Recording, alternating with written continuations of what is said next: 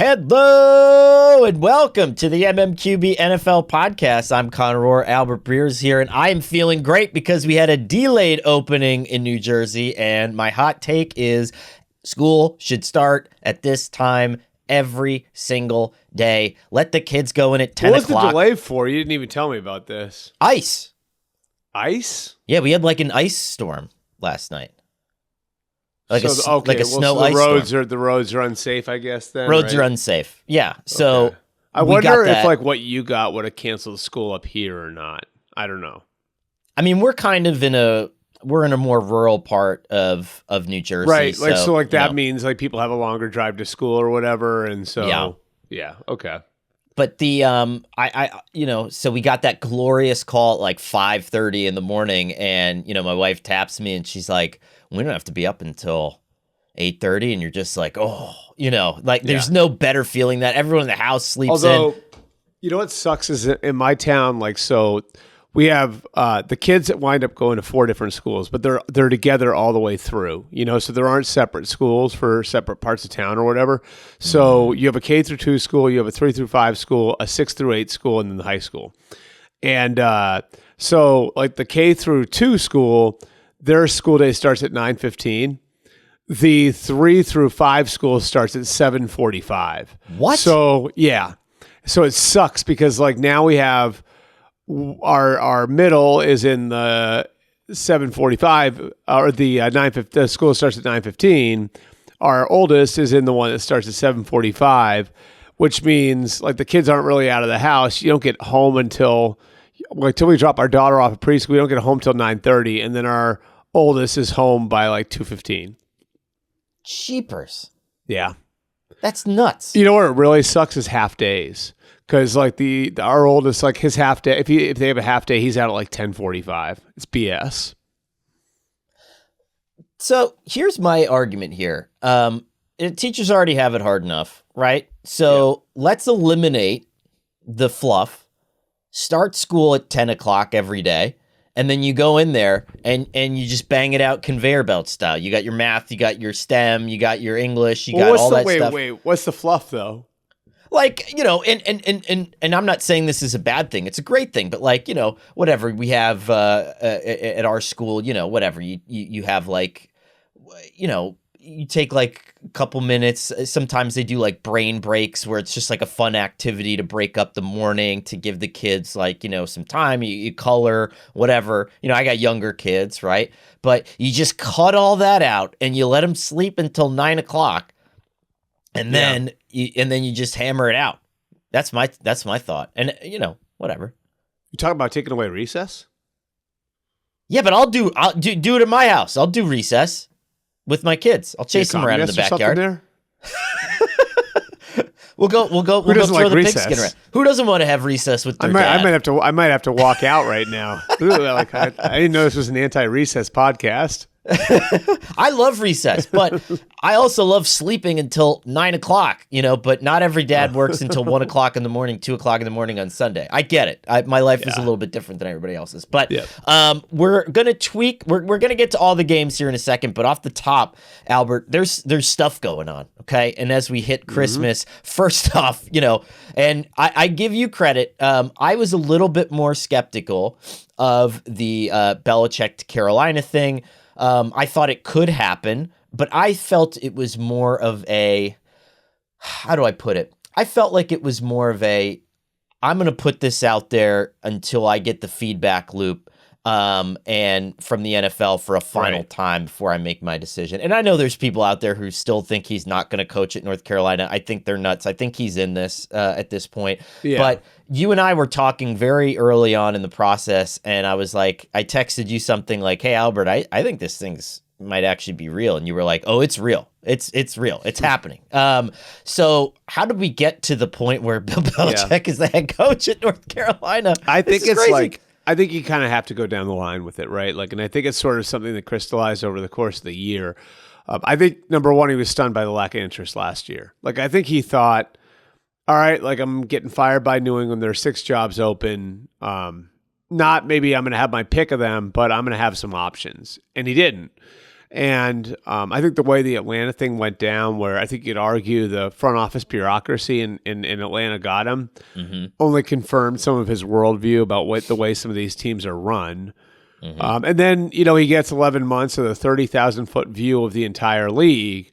And I think, he's looking around saying, okay, well, that place does it the wrong way. That place does it the wrong way. That place does it the wrong way. And I think over time what happened was like, if I can't do it my way, I don't want it. I don't know if I really want to do that. Right. I don't know if I want to jump in and be a part of something where I'm constantly having to manage like all these elements of an organization that I don't even believe should be in place. Right. I want to do it my way, which I think is what led him to take a little bit of a closer look at the college level. And then, it's the stuff you've heard about the college level, which is like NIL is salary cap, transfer portal is free agency. A lot of the elements of pro football are coming into college football. And I think Bill genuinely believed that would give him and his people an advantage at that level if he wanted to do it. In the end, I think this is what it comes down to. And I think this is pure and honest and real. Bill just wanted to coach. Yeah. He just wanted to coach in 2025. And so, I think if you want to think about that functionally, if you put yourself in his shoes now, he has the bird in the hand at the beginning of December, which is North Carolina, who is willing to let him do it his way, versus these like hypotheticals a month from now. Right. Right? Where, maybe he'll get an offer, but what's the likelihood a team is going to let him set it up the way that he wants to set it up? Or is he going to be inheriting somebody else's personnel department or somebody else's analytics department after his record drafting and signing players over the last few years? Is anybody going to give him personnel control? Or will they let him bring in his own general manager? And in fairness to the teams, how many teams are going to be willing to do all of that when the guy's 72 years old and you may have to detonate the whole thing again in 2 or 3 years, Right. Are you willing to blow it up to accommodate Bill to know you're going to have to blow it up again in a couple of years, So, I think that Bill sort of looked at that and was probably honest with himself and saying maybe that opportunity won't be there. At the very least, I can't count on it being there. So I'm going to just take the bird in the hand because I want to coach next year. And I think that at least gives him the flexibility going forward where if in a year or 2 years he still wants to coach in the NFL, and I don't think that that's gone away, that desire to coach the NFL, I don't think that's gone away. Now he's built a contract that's going to allow him to do it.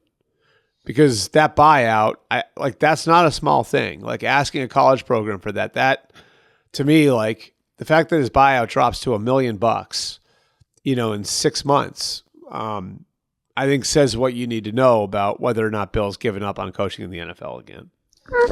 Here's what's interesting though, and I was doing I did a couple of shows to talk about Belichick, the radio rounds about this, and everybody was stunned. They're like, "Really, Bill Belichick coaching in the NFL?" And I'm 36. I can only imagine, I have parents who are Bill Belichick's age. I have in-laws who are Bill Belichick's age. Albert, you're slightly older than I, as everyone knows, and I like to remind you of.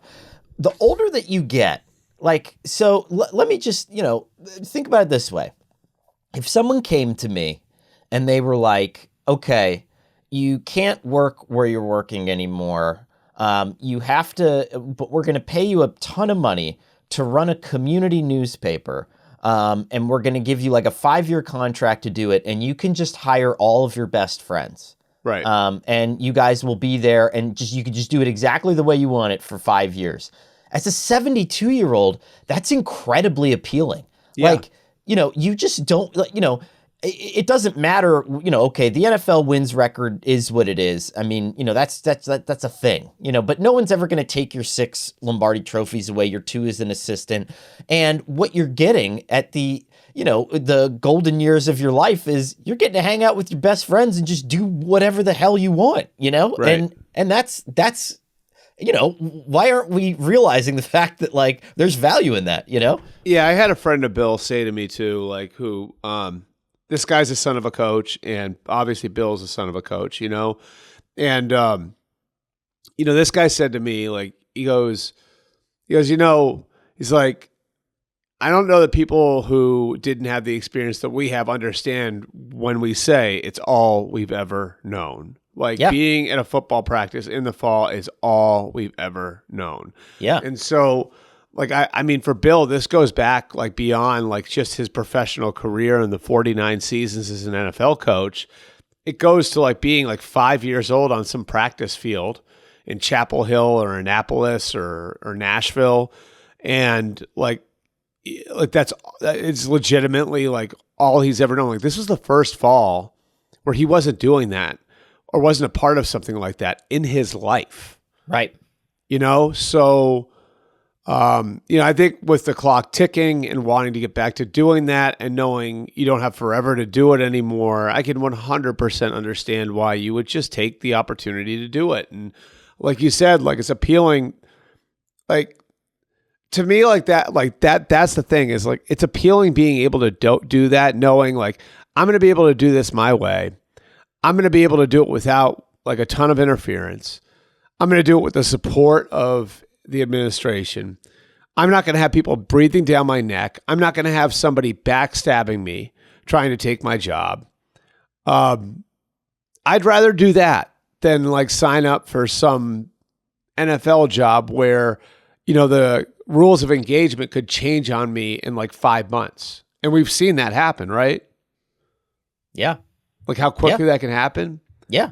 So, yeah, I mean, I think like this becomes for Bill a golden parachute job where maybe he finishes his professional career doing this, or maybe the perfect NFL situation arises in a year or two. Either way, he gets to coach, which I think is the important thing to him. Totally. I get it. I mean, it makes sense to me. That said, it now takes a candidate that, again, I got a lot of pushback when I put out my coaches list and I wrote like, listen, dude, this is not 100% proposition that Bill Belichick's getting a head coaching job. I think the league was very much 50-50 on this. And I think that we saw that, right?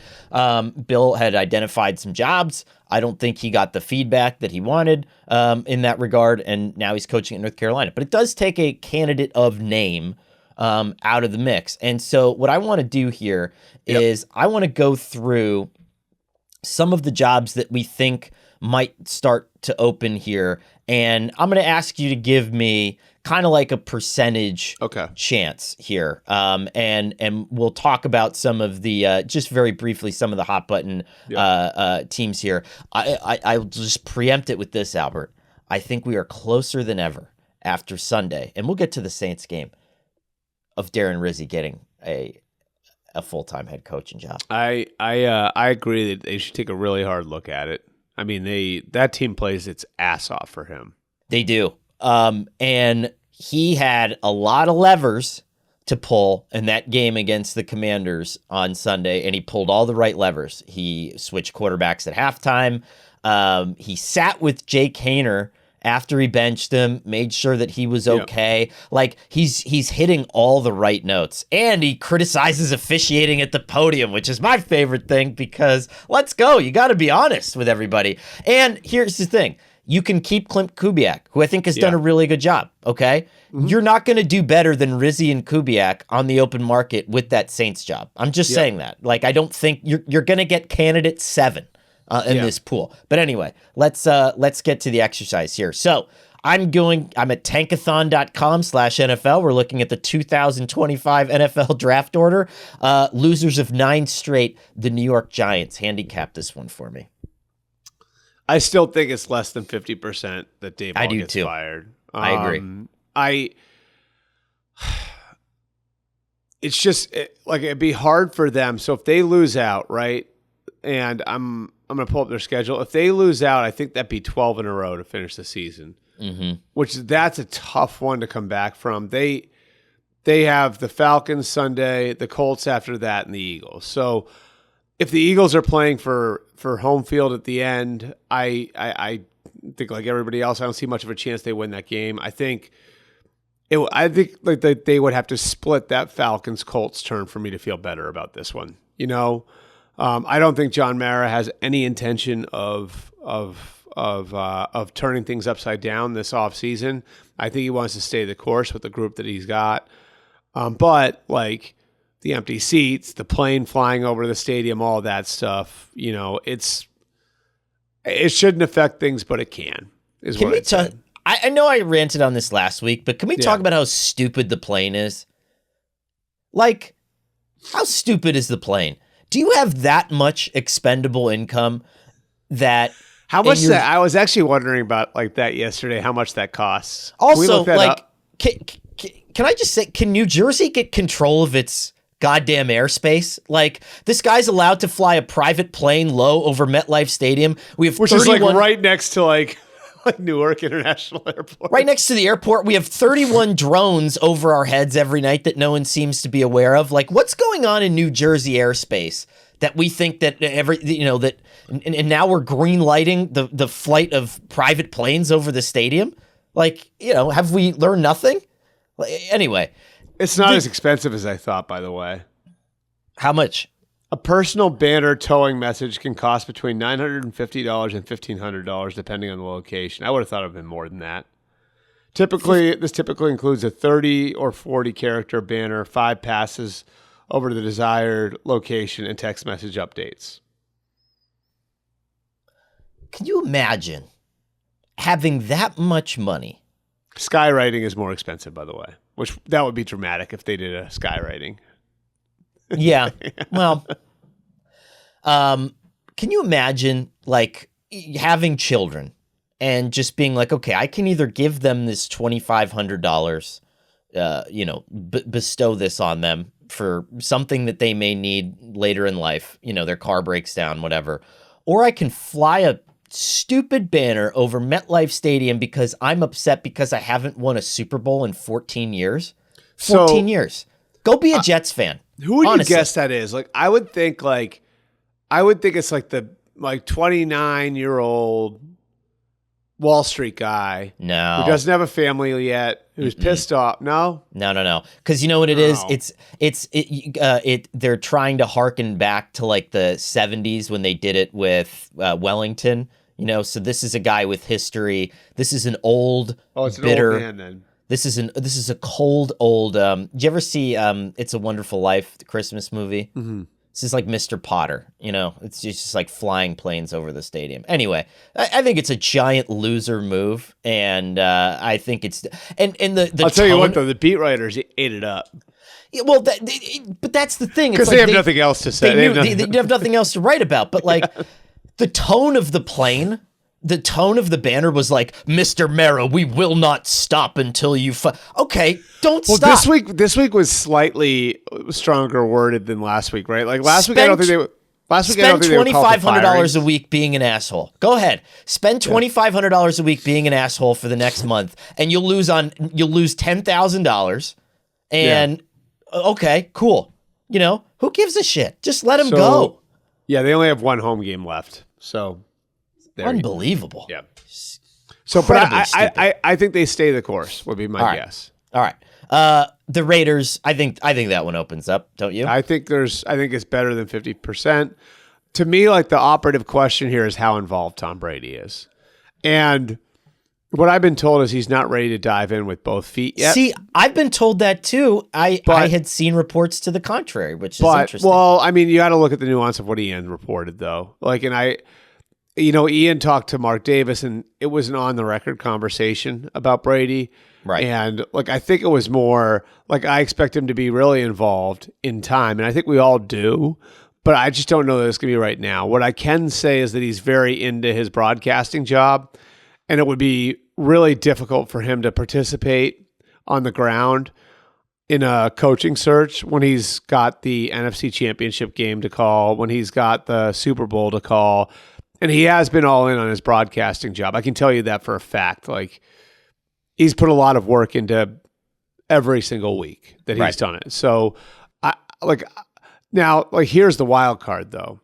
The wild card is that all he has to do is say something, and Mark's going to listen.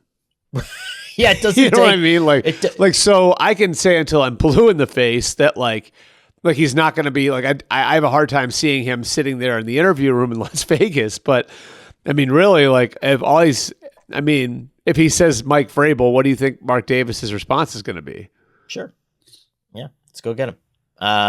Okay. Yeah, I'm with you on that one. I think it's more than 50%. And I think we're all aligned on that one. What is Underdog? Underdog is the place to play if you're a sports fan looking to win money while watching sports. With over 5 million happy players and $2 billion won, Underdog makes it fun and easy to cash in on all your favorite athletes' performances. Just call your shot by picking higher or lower on 2 or more players' stats. Underdog is for everyone, so you can make a play with only $1 or go big and win up to 1,000 times your money. So turn every touchdown into a win with Underdog. Underdog is the best place to cash in on all your takes this football season. Which players are going off? Which ones are ice cold? Make your picks in just a few taps and turn your sports opinions into real money. Try Red Zone Rush, a game that you're not going to find anywhere else. Just pick whether or not a player will score a touchdown by swiping right for yes and left for no. It's as simple as that. Plus, your entry will be automatically boosted and you'll get a 51% profit boost when you play. Join over 5 million fans that are already playing on Underdog with their Pick'em game, and you could win money by making entries with your favorite players. Underdog is the best place to play Pick'em, so sign up now and deposit using promo code MMQB to get up to $1,000 in bonus cash instantly. Now, I'm not a gambler, but I have friends who are on Underdog, and they love it because it's easy. You don't have to learn about all the jargon. You don't have to learn about overs and unders and stats and all this kind of different stuff. You know, you can just pick higher or lower. You know, you can just pick whether or not a team's going to score or not. It's a good intro app. Download the app today and use code MMQB to get up to $1,000 in bonus cash instantly. That's MMQB for $1,000 in bonus cash instantly. Every player, every touchdown. Just select higher or lower on Underdog. You must be 18 years or older, 19 in Alabama and Nebraska, 19 in Colorado for some games, 21 and older in Massachusetts and Arizona, and present in a state where Underdog Fantasy operates. Terms apply. Void in Colorado. Are you concerned with your play? Call 1-800-GAMBLER or visit ncpgambling.org. In Arizona, call 1-800-NEXT-STEP or text NEXT STEP to 53342. In New York, call the 24/7 Hope line at 1-877-HOPE-NY or text HOPE-NY. That's 467-369. All right, so Giants, 50%, less than 50% that it opens. Vegas, more than 50% that it opens. New England, anything there? I didn't think so until last night. Right? It was weird. And did you see the press conference? Well, yeah. So let's talk about that. So Gerard Mayo was asked about a play call at the end of the game, and he said, "You said it." And that's the second very strange moment that he's had at the podium, like where I'm like, dude, what are you doing? Well, I mean, it sure looked like, and he's backtracked on it, but like it looked like he was throwing Alex Van Pelt under the bus. Yeah, big time. And so like I think this creates like a conundrum for them. Like first of all, this isn't the first time that this has happened. He's had to walk back a bunch of statements this year. So there's that.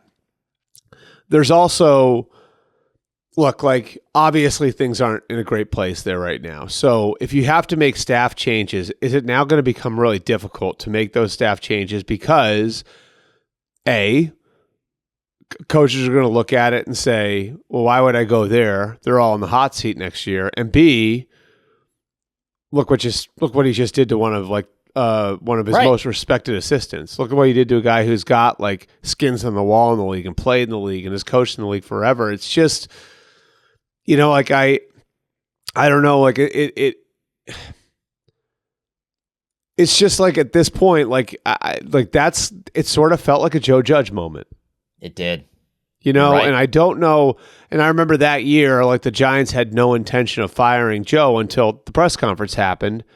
And then after that, you had like the quarterback sneak situation the next week and things kind of unraveled quick. And so I think like things are kind of getting a little critical for Gerard now, and that like the team has to show something the next few weeks, especially again, like with Vrabel, same way he'd hover over the Raiders thing because of Brady. Mm-hmm. Like if you're the Crafts, this is probably going to be your only shot at getting Vrabel. Just okay. So we'll put the Patriots at probably I'd say like less a 10, than 50% still, but yeah. It was like a 10 to a 40. Like we're like a 10 to a 35, Yeah. 40. Okay. Yeah. All right. I'm with you on that. Jacksonville, I think we can both agree, even though Doug Peterson looked awesome in the throwback windbreaker on Sunday, I think we can both agree that this one's going to open up.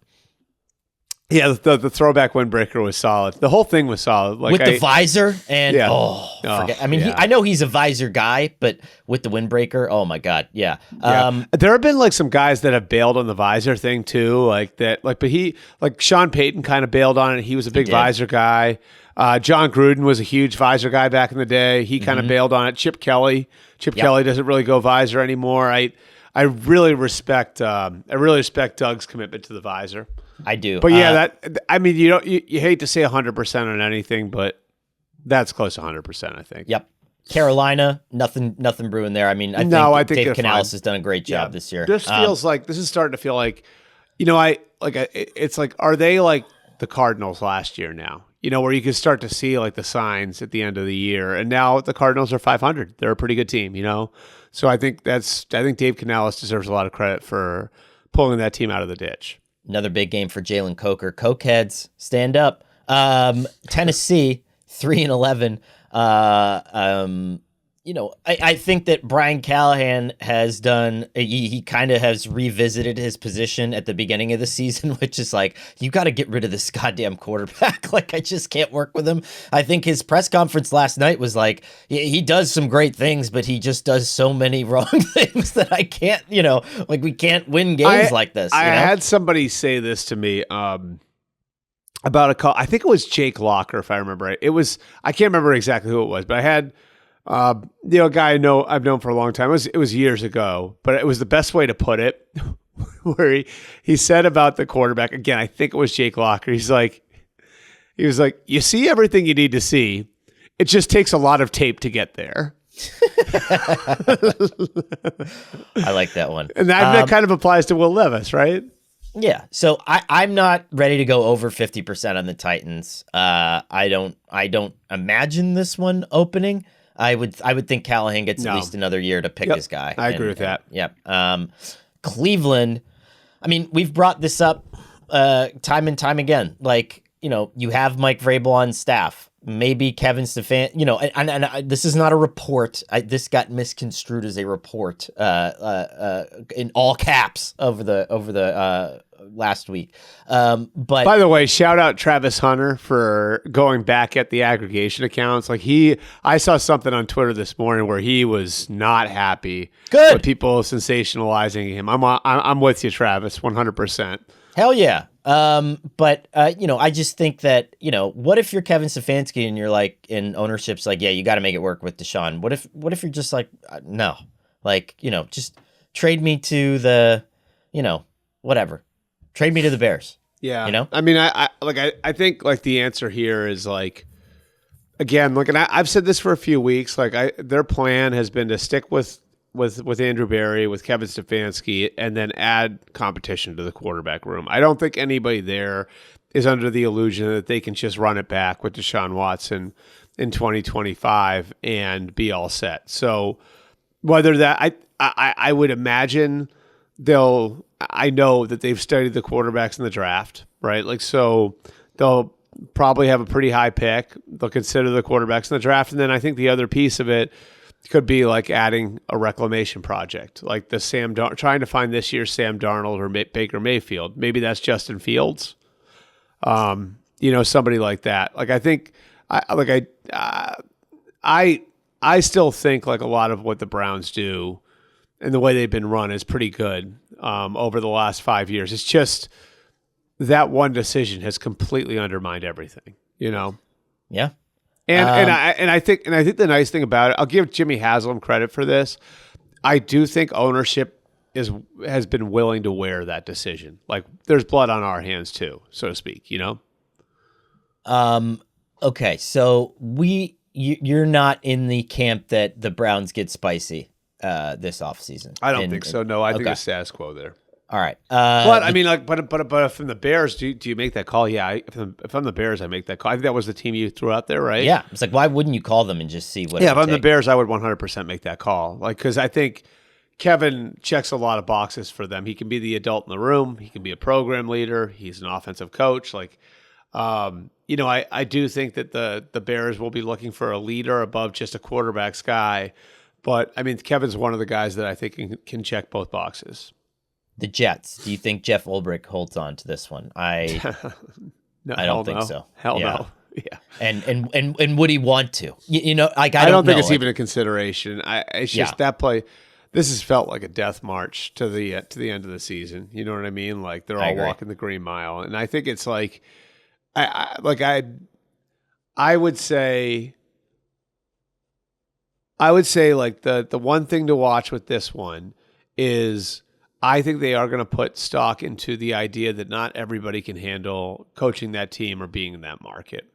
And I think that part of it is like having a guy like Mike Tannenbaum in charge, I think can color the look. Like, we can't have somebody who's going to come in here and just rail against the environment they're in, because the environment is what it is. And you're not going to change New York City. It just is what it is. The history of the franchise is what it is. And so, they need somebody to come in there with, I guess like Dan Campbell came into Detroit, right? Like where it's like nothing that was there previous weighed him down. It takes a certain type of person to do that, And so, I mean, the interesting twist there is that's another one where I think Vrabel is going to be the hottest name, because I think Vrabel fits so many of these, I agree. All right. A couple more here. Bears, I don't see, like Thomas Brown, don't see him holding on to Don't see him holding on to I mean, it'll be interesting to see how they look tonight, right? Yeah. But because it can't be worse than last week. It can't be. The Saints, we talked about the possibility that Rizzler gets involved here. God, I would love it. I mean, whatever. That would be great. I still don't know if it's the likelihood, because one thing I would say about that one is I think like the fan reaction to the team played into the firing of Dennis Allen. And so I think the owner, I think Gail Benson doesn't get enough credit for like the type of owner she is. She stays out of the way. She clearly spends. I mean, they're cash over cap like every year. Yep. They've they've continually updated their facility and all the rest. Like, I think she's a good owner. But if part of the reason for moving on from Dennis Allen was that like fan apathy had set in, then that tells me like she is going to be looking to try to ignite the fan base with the hire.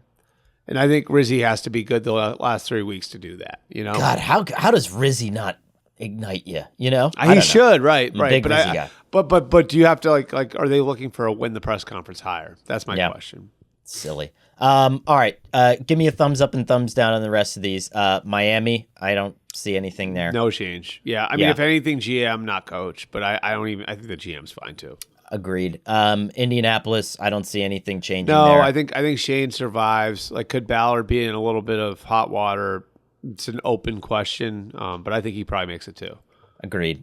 Cincinnati, I don't see a change at head coach. I would say probably maybe defensive coordinator. Maybe, yeah. Which I don't think is like very fair, but I don't think it's fair or necessary. No, right? But I think like the history of that franchise tells you like maybe like another franchise there'd be probably a ton of pressure on Zach to pull the plug on Lou. I'm not sure that like that will exist the same way there. Agreed. Dallas. Yeah, I think they have to make a change. I love the way they've played for Mike. I just have a hard time seeing them do a whole new contract for him, And like, what do? They enter him into the coaching search? You know what I mean? Like, okay, like now you're a candidate for the job. You know what I mean? Like, I don't know. I mean, it was just, I guess all bets are off after the way this worked the last time, like, and anything could happen. But I mean, because that was weird. That was like Jason Garrett was still like running meetings and there was like coaching interviews going on, Yeah. So I guess like that one could go any of a number of directions. I think, like, this is my personal opinion. I think Mike McCarthy, if he was still under contract for next year, I think they keep him. Oh yeah, I mean he's winning games with Cooper Rush. I know, and they're still playing hard for him. And again, I mean they clearly the players like Mike. You know what I mean? Like the players are not out on Mike because, and you know, I think he's put a lot of work and a lot of thought into how he treats players and how he gets players ready to play and all that different stuff. The players appreciate him there, and I think I think that's reflected in the way they're playing. All right, let's. I'm just going to go down the rest of the list, and you tell me. They couldn't get in, could they? Dallas has like razor thin, I believe. Okay, because they're 6-8, I think, right? Yeah, they're 6-8. Okay. So you could, you could finish the season with a winning record. So after that, we have San Francisco, obviously not. Atlanta, I would have a hard time believing you're going to make a change there. Arizona, definitely not. Seattle, definitely not. The Chargers, definitely not. The Rams, of course not. I mean, unless Sean McVay decides he doesn't want to do this anymore, but I doubt that's going to happen. Washington, absolutely not. Denver, absolutely not. Baltimore, I would like to see what happens with John Harbaugh's contract. I think that they need to get that done, and we'll see, but I don't imagine there being a change there. I don't know why they would want to. Houston, definitely not. Pittsburgh, of course not. Green Bay, of course not. Minnesota, of course not. Buffalo, I think, has extended itself beyond we might get rid of Sean McDermott. I think if Sean McDermott's like, this might be one of the best jobs he's done. Yeah. I agree. And same with Nick Sirianni in Philadelphia, where it's gone from that question mark to absolutely not. Detroit, they just can't wait to fire their coaches, huh? Who? Philly. Oh, I know. Well, I honestly that don't environment is hilarious. It's just they win 9 in a row, and somebody says something on a radio on a radio show, and all of a sudden it's like the world's coming to an end. It's stupid. That whole thing is ridiculous. The one name I didn't mention though. Okay, so Tampa. What do you do? Yeah, so that one's interesting. If you finish 9-8, and you lose in the first round of the playoffs. Yeah, so I think ownership has considered making, there was a point last year where Bowles' name was floating around a lot. I think Todd's done a good job there, to be clear. I do too. But there was a point last year where people were talking about that job coming open. People have connected Belichick to that job. Yeah, I mean, I think they're going to win the division, so it's probably a moot point. But I mean, I mean, look, Todd's not touchy-feely, and he probably isn't the one who's going to put his arm around the owner and explain everything all the time. He's just going to do his job, and I think he's done a good job with it. And, eventually could they look at it and say, we need a change? I think I'm not 0 with them. I'm above 0% with them for sure. All right. That is our very expedited coaching update. Let's go through some of the games here. And again, I mean, I don't think it was a hugely consequential. So we have a couple of scenarios here. We had the Texans clinch the division. We had the Steelers clinch the playoffs despite a loss. And we had the Vikings clinch. Vikings win out, by the way. And guess what? They win the NFC North. Isn't that crazy? And they have, I think they've got a shot to do it too. I mean, they get the Bears tonight. Who do they have next week? I'd have to look at that. That's what this podcast is all about, by the way, just looking up schedules. Albert Googling. Yeah. They should win tonight. And then they have the Packers next week. So that's a toss up, and the Packers looked really good on Sunday night, but I mean, shoot, to win think about that, to win the division after letting go of Kirk Cousins and Danielle Hunter, who arguably are the two most important players in that franchise over the last 10 years. All due respect to Justin Jefferson, who was only around for half of that time. To replace them and get younger and arguably at least tread water, maybe get better at those positions. I mean, give Kevin O'Connell whatever he wants. He only signed a 4-year deal. You know that, right? I do know that. Yeah, so he only signed a 4-year deal. So he's going into a contract year next year. I don't know what the holdup is. Go pay him. I don't know. Are there 5 coaches you'd rather have right now for the next 10 years? No, I'm with you 100% on that one. Yep. So all right, let's let's boogie on down and just talk about kind of some quick takeaways on this one. Yep. Bills 48, Lions 42. I mean, good for the Bills doing this 2 weeks in a row, winning these barn burner games. Being in these barn burner games, winning this one. I would say my big takeaway here is the Lions are starting to scare me. Aleem McNeil is now done for the season, and Ndamukong Suh is posting on Instagram that he wants to come back to Detroit. Of course, hilarious, but like they are going to need a lot of help. Be great, wouldn't it? I mean, well, Ndamukong Suh is like one of these guys who, like, he's somebody who could actually pull it off because he looks like a different species. Like the way he's built, like he's just he's like one of these guys that looks like he could play forever. Like your defensive tackle version of like a Julius Peppers. You know what I mean? Like it just like looks like he's built differently than everybody else. Like maybe he could pull it off. The Aleem McNeil injury is really bad. Like it's bad. I like Aaron Glenn deserves so much credit for making it work the way that he's made it work. But like dealing with the Hutchinson injury, McNeil was a big piece to that puzzle, and so now you're without both of them, and you're running out there with Quan Alexander and and Jamal Adams and all these guys who've been there for about 10 minutes, and I don't know, like I tend to think that like you can spackle these things in the regular season, but when you get into a playoff scenario where a team's so zeroed in on you and your weaknesses, and I think we started to see some of it showing up like yesterday, like the way that Josh Allen threw to the backs was 100% like they can't cover us at linebacker. Like they can't cover us in the second level. And so, what Ty Johnson had I think 5 or 6 catches, right? Like for like 114 yards. Yeah. So like I think what you saw yesterday was like, okay, like here's a team that's like capable of picking at your weaknesses. So the McNeil injury would really shake me a little bit. And now I think it's like the margins are razor thin. Can you keep DJ Reader at his age healthy? Are you going to get Aiden Hutchinson back for maybe the NFC title game? What are you getting out of Zadarius Smith the rest of the way? Can you keep him healthy? He's had injury history. Brian Branch has been banged up. Like you can't lose more of these guys, And the interesting thing is I do think it does highlight like how well built they are, and that they still like after all of this, they still have, DJ Reader, Brian Branch, Levi Onwuzurike, I'm mispronouncing his name, Terry and Arnold. Like they still have horses, which is a testament to the job they've done building that thing up. But they can't lose too many more. My other takeaway from the game is Josh Allen's a freaking alien, and I'm not sure I've ever seen anybody play the quarterback position the way that he's playing it right now. I think it's just stupid how good he is. That throw to Keon Coleman down the sideline was ridiculous. It's a 2-horse race at this point for MVP between Josh Allen and Lamar Jackson. I would guess that public sentiment probably swings toward Allen because he hasn't won it before, and and Jackson's won it recently. Obviously, that shouldn't decide things, but I think sometimes, the narrative is what they're it both is. very deserving. I mean, I think both of them, like the story with both of them, to me, Conor, is like what they lost around them. Like, so Josh Allen loses his center and Mitch Morse, who's an important piece of that offense, and loses Stephon Diggs. And then Lamar Jackson loses 60% of his offensive line.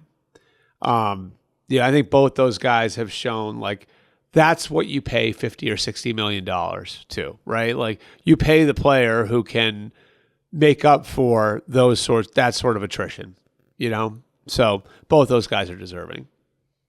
Yeah, I agree. And Dan Campbell in this one I love Dan. Not beyond reproach, though. I thought both timeout management in this one and the onside kick was too early. Was just not there, and so I think that is one of those things where got to keep an eye on that kind of stuff. Yeah, and the onside kick, like I think, like that sort of tells me where he's at on his defense. Yeah, that's going to happen when all this stuff builds up. So Packers Seahawks 30-13 Sunday Night Football. My takeaway here is that Jordan Love is rounding into form here. Yep. The Packers punter is a legitimate weapon as we head into the back end of the season. And I've been watching all these Josh Jacobs carries over the last few weeks, and the play action, the damage that he does, even when he doesn't have the ball, is just monumental to any team. I mean, I would say outside of Saquon Barkley, maybe, and we'll get to the Eagles in a second, I would say maybe even more so than Saquon Barkley. That's the one skill position player you can't lose at this time of year. Yeah. I just look at like the job that they've done in becoming more well-rounded too. And I think Josh Jacobs is a big part of that. Like, it took a lot of like stomach for them to move off of guys that were, drafted and developed there, like moving off of Aaron Jones to go get Josh Jacobs, moving off of Darnell Savage to go get Xavier McKinney. It's just like between Gutekunst and LaFleur, it's a franchise that's pulled a lot of the right levers over the last 5 years. And I think you see like a balanced team now.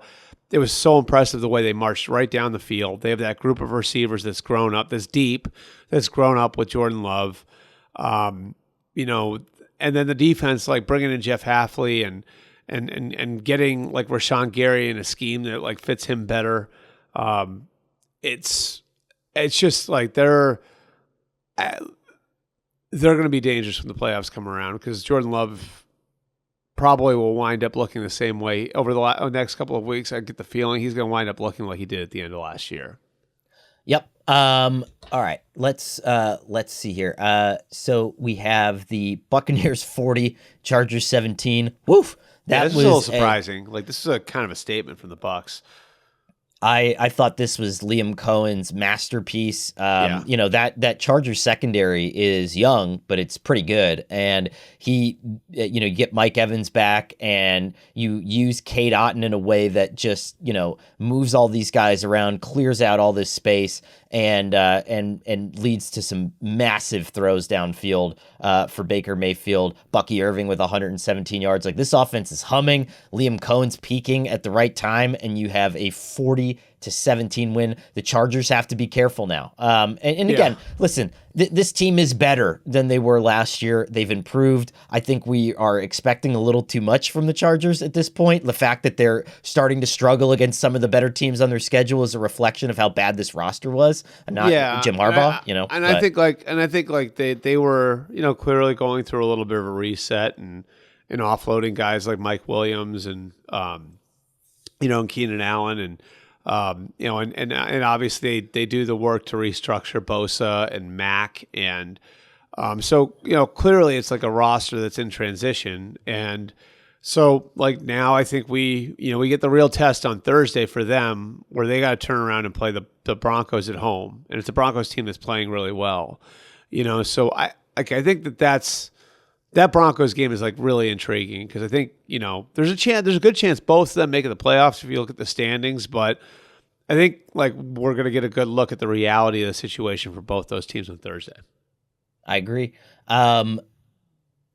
Cardinals 30, Patriots 17. We got to this before, but to have Jonathan Kraft in the booth getting caught mouthing the words "this play calling is terrible," and Not then great. to have Gerard Mayo question it. I want justice for Van Pelt. I think he's done a nice job with Drake May. I think he's done fine. I mean, maybe Drake May is elite and he's holding him back, but I thought that Drake May's had a pretty darn good season so far. So Conor is a former offensive lineman. I think you'll appreciate what I'm about to say. That is the one position where you cannot hide deficiencies, and they are awful. Awful on the offensive line. It's easy to see that. Yeah. It's just like there's only so much you can do. And people don't want to believe this or understand. Like, there's only so much you can do when you're really bad in the offensive line. And that's where the Patriots are right now. The Cardinals keep fighting. It's a well-coached team. I still think this is year 2 for them. And look, like they could wind up sneaking in, either way. It's a physical team. It's a team that's, I think, starting to build an identity. James Conner looked great. I really like where the Cardinals are going, even if they don't make it in. The Steelers fell to the Eagles 27-13. Yeah. The end of this game was ridiculous. The Steelers possessed the ball for like 6 minutes, and that's not like an exaggeration. Like 6 total minutes in the second half. That drive, like that Eagles drive, was such a statement drive, especially 10-29, 88 plays or 88 yards, and they didn't even score a touchdown. Right. And to drive 10 and a half, I can't remember that ever happening where you drove 10 and a half minutes into victory formation. Clearly, you don't watch enough Army football, like I do. Yeah. I mean, but to me, like, that was so impressive, and like to do that after, like, you didn't run the ball particularly well early in the game. They threw it better, obviously, in the first half. I think what's most impressive, from an Eagles standpoint, they managed the drama, but I think, like, if you've seen the way that they've operated under that coaching staff the last few years, I think you had some confidence they'd be able to manage the drama. What was more impressive to me was just how that team can toggle now into what it needs to be week to week. Like, that's a really good Steelers front. The Steelers weren't going to let them run in the first half, so okay, like, we're gonna throw it now. And I think Hurts was 12 of 13, 13 of 14, something like that in the first half. And then when they need to go back to the running game late, they can do it. It's a team that can beat you a lot of different ways right now. Using Saquon as a decoy too, and right. a lot, like putting him in motion and then just clearing out space for AJ Brown, which is good. So we have the Broncos 31, Colts 13.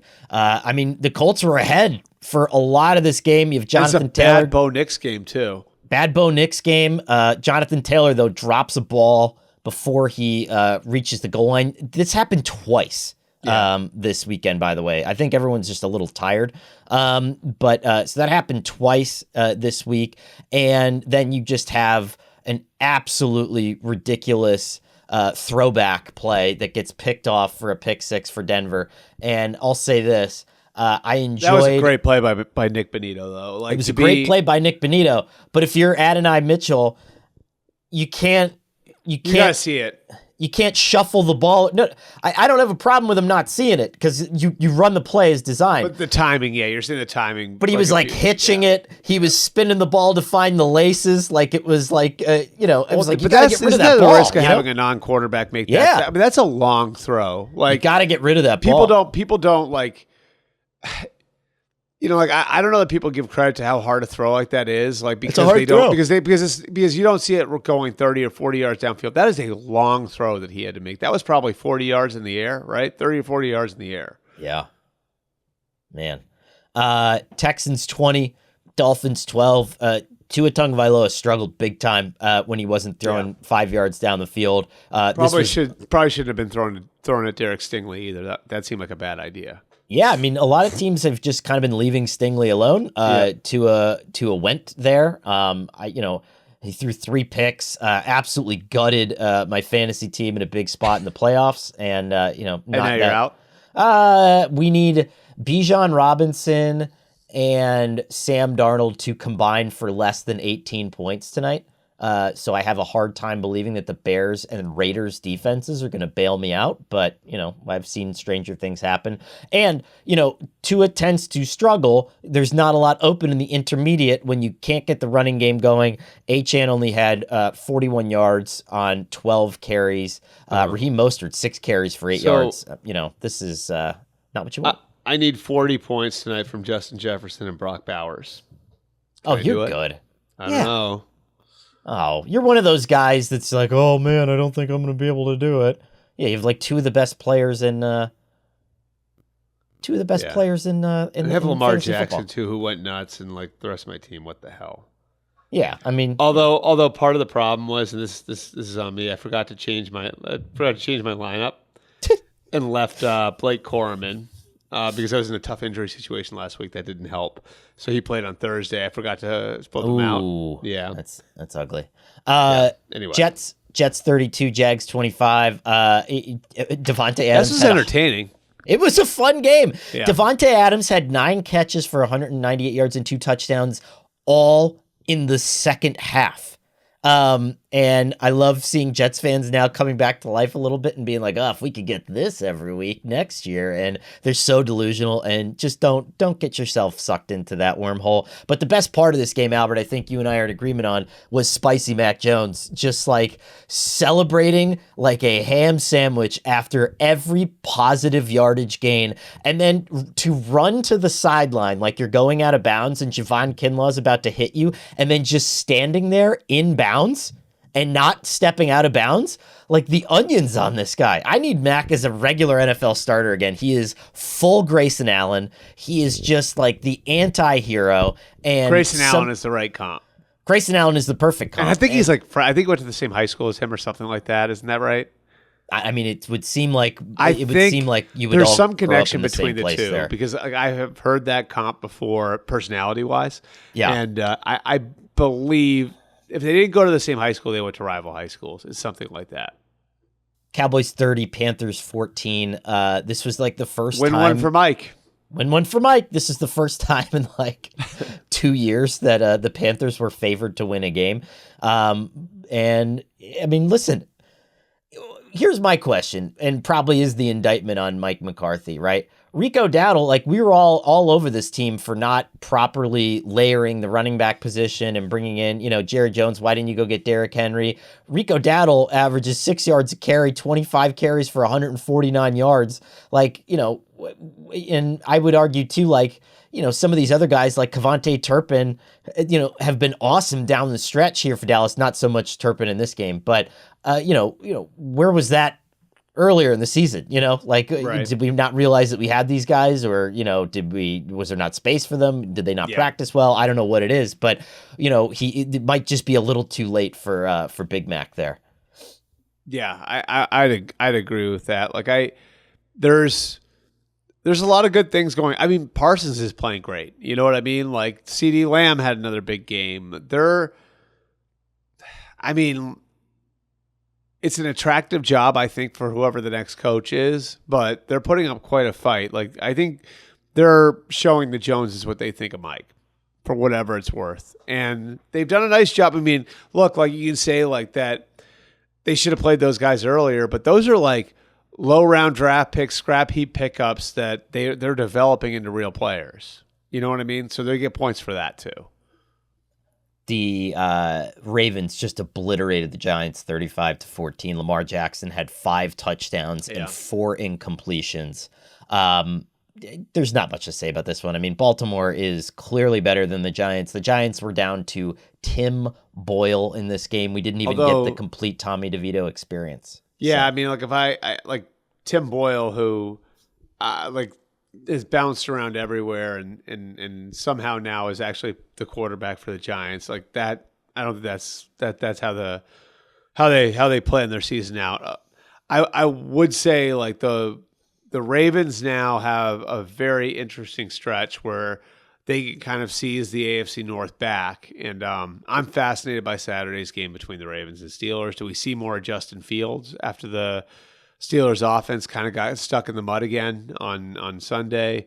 This is like a pull out all the stops type of game. So I'll be fascinated to see it because the Ravens now are in position to sort of seize the division back.